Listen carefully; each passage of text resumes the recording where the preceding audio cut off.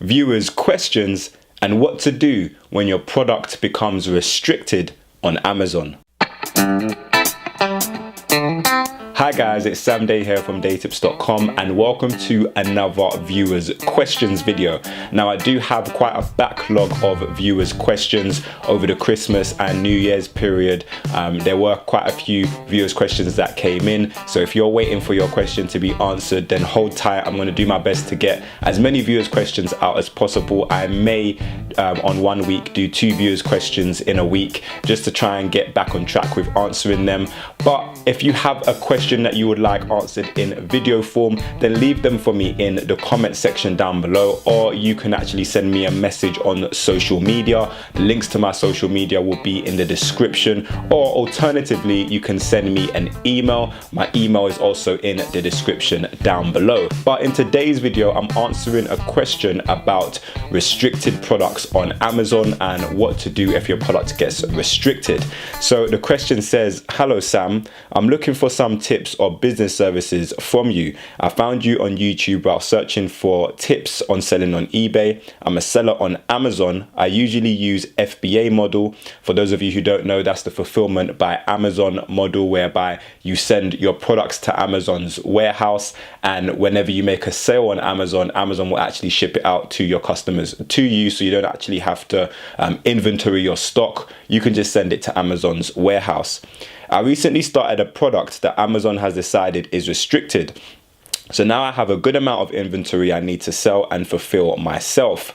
I'm not too familiar with eBay or Shopify. I wanted to know what your thoughts was, the best options, and how you could help me with this. I look forward to hearing from you." So firstly, I would say eBay is a great alternative. If you've just been restricted from Amazon and you haven't started on eBay yet, then this is, in my opinion, a perfect opportunity to kind of get to know a new platform. It forces you onto a new platform, which is something that I speak about a lot when I speak about e-commerce and selling on different platforms, is diversification. That is the key, I think, in answering this question, and it's just the key in general. You don't want to rely too much on one particular platform to help you sell your products, particularly if it's not being sold on your own website, because you never know when eBay might restrict your selling, or when Amazon might deactivate your account for whatever reason. And even if it's just temporary, it might be a mistake on Amazon's part where they restrict your selling, or something happens and you're not able to generate sales through that source anymore. But if you don't have a diversification strategy in place, meaning that you're selling on multiple platforms, you have your own website, you possibly have a following on social media, and you have income from diverse places, then you could end up in a situation where your income really starts to dry up. So the fact that your product is being restricted is a bad thing, but it's also a good thing because it's forcing you to now think of other avenues to try and sell your products. I like also how you mentioned Shopify in your email as well. Shopify is very different from selling on Amazon or eBay. With Shopify, you have to kind of create your own website and generate your own traffic. And I have a lot of videos on this channel about how you can market your products online effectively. So if you do want to consider using Shopify, you're definitely going to need those tips, because it's not like Amazon and eBay where you can literally just create a listing and have those third-party platforms kind of generate traffic for you, so to speak. So you're going to have to learn about traffic, you're going to have to learn about conversions, you're going to have to learn about search engine optimization and paid traffic and free traffic and those kinds of things if you really want to be successful with Shopify or creating your own website for your products. But my very first tip for you, now that your product has been restricted, is to actually search online, not just on eBay, but just search the internet for people who are selling either your product or products that are very similar to where it is that you're selling that's just been restricted on Amazon, because you want to see what techniques are already being used. You don't want to try and reinvent the wheel. If someone in your sector is having success,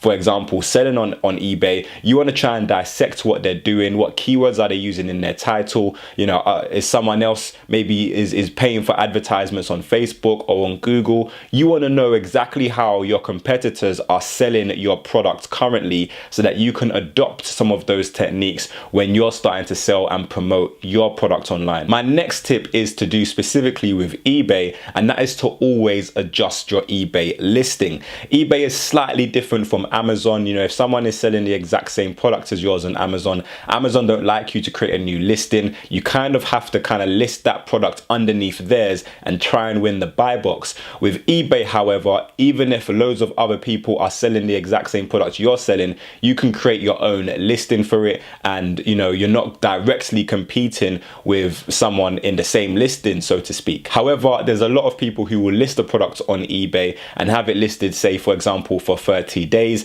and in the first week it doesn't get many views, it doesn't get anyone buying it, and they just leave it there for the whole 30 days and then the listing ends. I think what the key is to actually notice when a listing is not performing well, or as well as some of your competitors, or as well as you was hoping it to perform. And after 4 or 5 days, if you're noticing that a listing is not getting the kind of traction that you was hoping for, then go back into your listing and edit it a little bit. Edit the keywords in the title, maybe change up some of the photographs, maybe add more of an in-depth description, maybe go and look at some of your competitors on eBay, see what they're doing that you're not currently doing, that you can add to your listing to try and make it a little bit more attractive. And maybe even your keywords are a little bit too common. Maybe too many people are in that market or in that niche, and you're just not showing up in search results because your listing is just being crowded by the different listings that have those keywords in it. So maybe you want to diversify your keywords and choose some keywords that other people are not choosing. Maybe you're listed in a category that you could possibly change because that current category is maybe saturated as well when it's too competitive. So you want to make sure that you're tweaking your eBay listings constantly until you create one that is really getting the traction and generating the sales that you so desire. And this kind of leads me on to my next point, which is your eBay shop window. Now, I'm not going to go into too much depth about that because I do have a lot of videos about eBay and what to do. And I also have an ebook as well, which I'll leave in the description down below, all about eBay and generating sales with eBay and creating really attractive eBay listings that help you to get the click and to attract people to actually buy the products that you have on offer. But basically, the eBay shop window is what people see before they make the conscious decision to click on your eBay listing.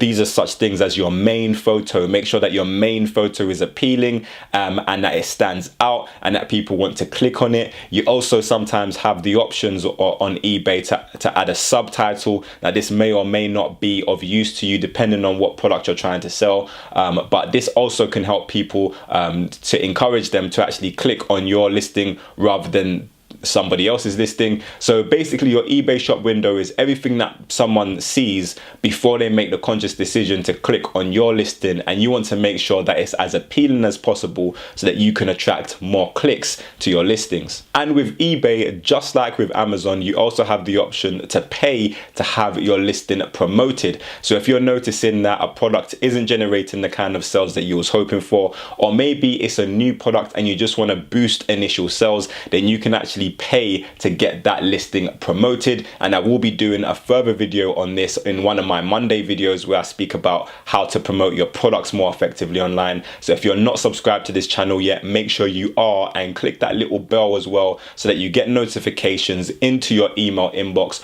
when I upload a new video, because you definitely don't want to miss that video, which could really help you out. And essentially, being restricted from Amazon is not the ideal situation you want to be in. However, you kind of have to look at the glass as half full rather than half empty, because you could even benefit from a little bit of an arbitrage in this situation. And basically what I mean by this is there's normally a price difference on certain websites. So for example, the product that you're currently selling on Amazon might even be selling for a bigger price on eBay or on another third-party platform. So you could possibly be benefiting from bigger margins if you're actually selling that product on eBay or on your own website, and having this product being restricted might even encourage you to actually go down different avenues, and you might even realize that, wait, you're making better margins, you're making better sales by promoting and selling this product in a different way. So hopefully this video helped you out if your product has been restricted on Amazon, or maybe you're just looking for some ways to diversify